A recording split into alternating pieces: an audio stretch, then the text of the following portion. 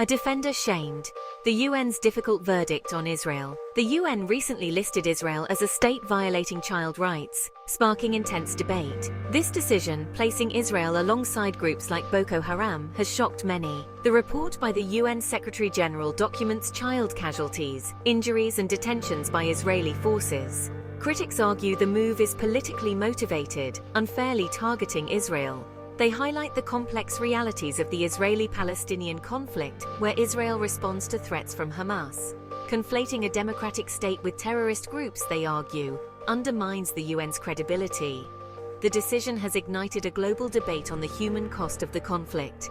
It raises questions about the effectiveness of international mechanisms in such complex situations.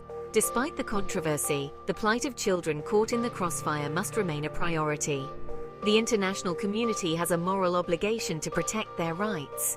The UN's decision forces a confrontation with uncomfortable truths about the conflict's impact on children.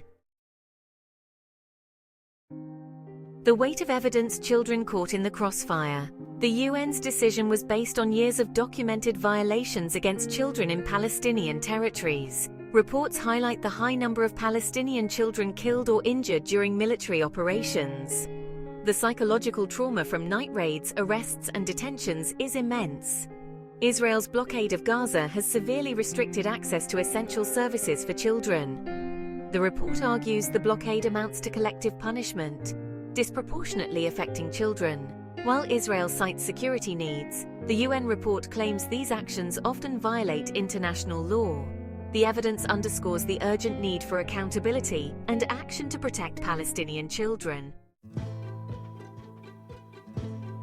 A listing marred by controversy inside the UN's decision. Adding a party to the UN's list involves rigorous scrutiny and verification. The list is based on verified information from credible sources. Critics argue the UN has been disproportionately critical of Israel, citing political manipulation. Some countries, including the US, have condemned the decision as counterproductive. The UN maintains the decision was based on evidence, aiming to encourage better behavior.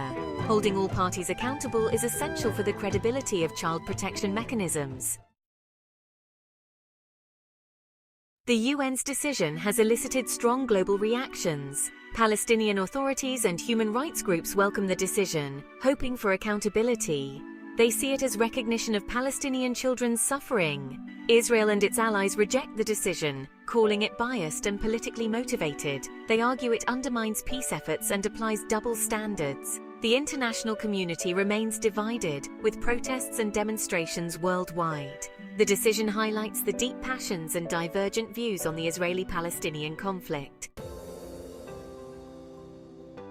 The inclusion of Israel on the UN's list presents a critical juncture for child protection.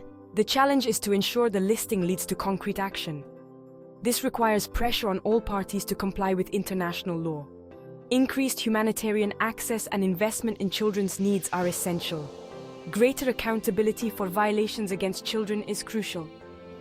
Investigating war crimes and holding perpetrators accountable is necessary. The UN's decision provides an opportunity for renewed commitment to protecting children's rights. The UN's decision has far-reaching implications for child protection efforts. It sets a precedent, showing the UN's willingness to hold powerful states accountable. This move could encourage greater scrutiny and compliance with international law. However, it could also politicize child protection, complicating collective action. The decision may lead to a backlash against the UN. The long-term impact remains to be seen, but the stakes for child protection have been raised. The international community must work together to ensure a safer world for all children.